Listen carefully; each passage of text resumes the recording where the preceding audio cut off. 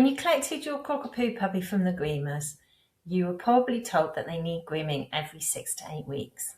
Maybe you've even booked the appointment with the groomer. But here's what nobody tells you. The grooming appointment is the easy part. The hard part is getting your puppy to a place where they can cope with it. The noise, the table, the clippers, the stranger that's handling every part of their body. And if you skip that preparation, you can end up with a dog who's genuinely distressed every time they have to go to the groomer. And Cockapoos, with their extra sensitivity, can get there faster than you think. In this video, I'm going to talk you through exactly how to prepare your Cockapoo puppy for grooming, step by step, so that their first appointment goes as well as it possibly can. Grooming is something I talk through with every single family I work with because it's necessary. People focus on finding a great groomer, and that matters, but they don't realise that it's how they spend the weeks before their first appointment that can completely change how their puppy experiences grooming for the rest of that dog's life. So let's get straight into it. Most people assume that if they find a kind and gentle groomer, that's enough. And these groomers make a massive difference, especially when they're really experienced. But your puppy has no context, no memory, no learning of what grooming involves yet. They've never been on a raised table. They've never had a dryer pointed at them. They've never had someone they met handle their paws, their ears, or around their eyes. They've never had scissors near their face. And if the first time that all of that happens is in the grooming salon, it's a lot, even if you've got the kindest, most patient groomer in the world. Preparation at home isn't about making your puppy brave. It's about making all those unfamiliar things familiar before they actually matter. That's all it is. And you can do most of it at home, in your own time, with nothing more than your hands and a few minutes every day.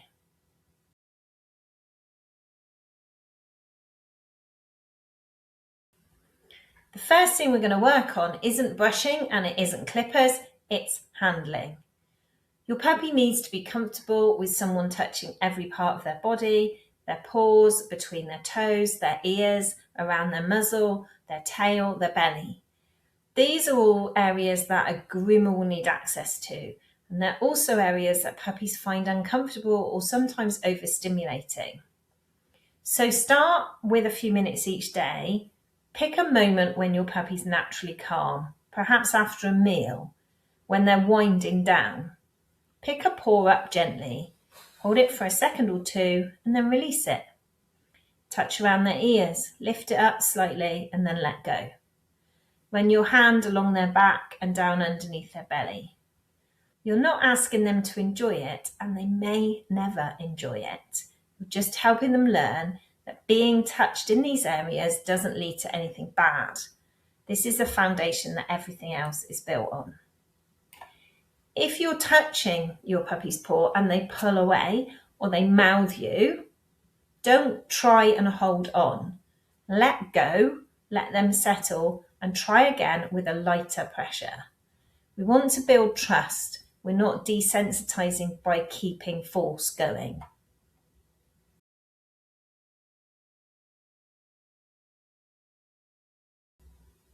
Once your puppy is comfortable with handling, you can start introducing tools. And the key word here is introduce, not use. Get the brush out, let your puppy sniff it, put it on the floor, pick it up, put it down, pick it up, put it down. Then gently touch their back with the back of a brush, not the bristles, just the flat back of it, and let them investigate it. Do exactly the same with the comb, with the nail clippers.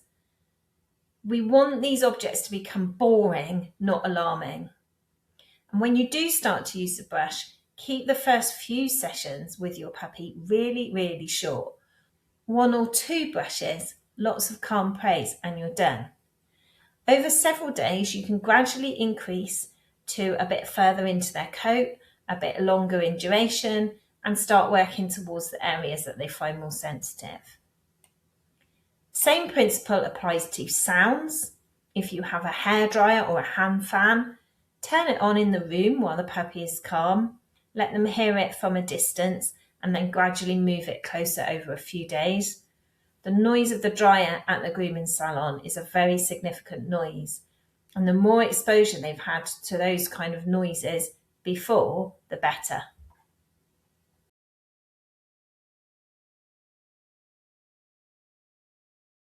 One of the things that can unsettle a puppy at their first grooming appointment more than anything else is being lifted onto and placed onto a raised table.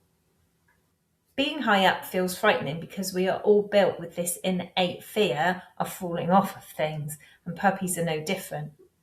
So you can practice at home. Don't practice with a grooming table yet, but a little small raised surface. So like a low stable table or a stool or even a folded duvet on the floor is enough to get them raised up. Lift your puppy up really gently, keep one hand on them, and just wait for them to pause and go still, even if it's just for a second or two.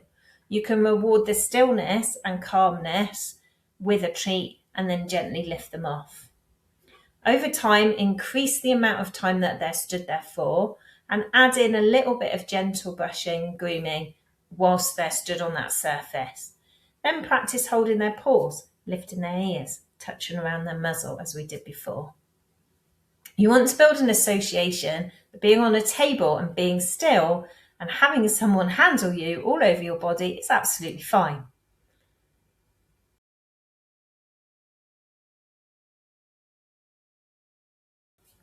When it comes to choosing your groomer, the most important thing isn't how fancy it looks or how low the price is finding someone who understands about puppy handling and is willing to work at your puppy's pace. So I want you to ask a few questions when you ring up to book. Have they groomed Cockapoos before? Do they offer puppy introduction appointments, sometimes called puppy grooms or first visits, where the focus is on familiarising the puppy to the environment rather than actually grooming them?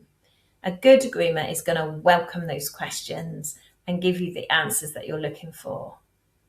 For your first appointment, we're not looking for a full trim. We're just looking to get your puppy on the table, get them comfortable with the environment, maybe have a brief bit of brushing, maybe have a paw dried, maybe to have a short bath. And that's going to count as a very successful first visit. The full groom will come later once the puppy's made those positive associations. It's worth mentioning to your groomer what you've been working on at home. And if you notice that your puppy is more sensitive around their ears or their paws, let the groomer know that, because it's going to help them do their job better.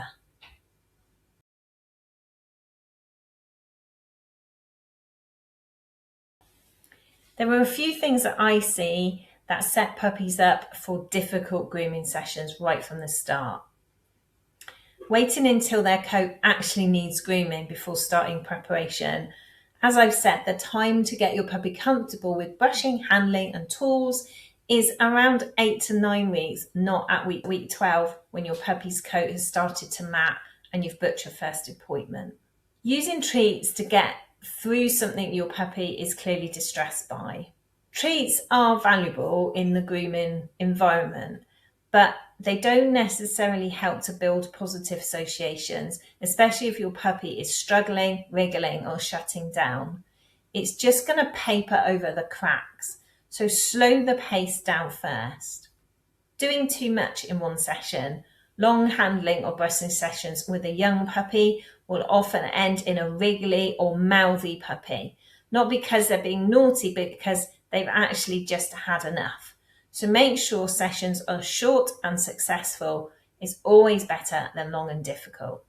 Avoiding it because your puppy doesn't like it, I understand why you would want to do that, because no one wants to make their puppy uncomfortable, but avoidance isn't going to help in the long run. It just means that they get uncomfortable when they hit the groomers and not at home where you've got no control over it. So do try and start. Just remember to stay short and go through those initial steps first.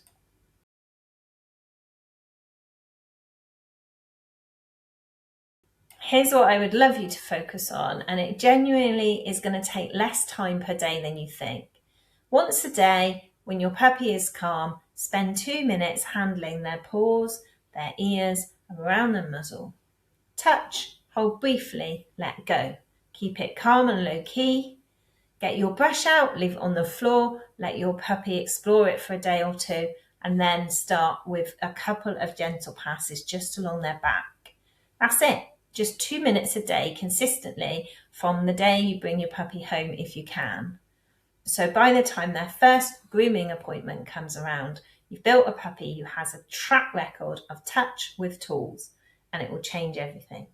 Preparing your Cockapoo puppy for grooming isn't about the appointment itself, it's about everything that happens in the weeks before.